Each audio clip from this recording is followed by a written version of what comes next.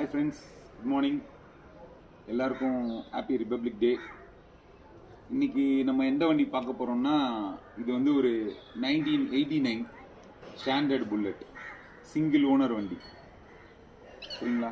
இது வந்து பார்த்தீங்கன்னா pin to pin fully restored.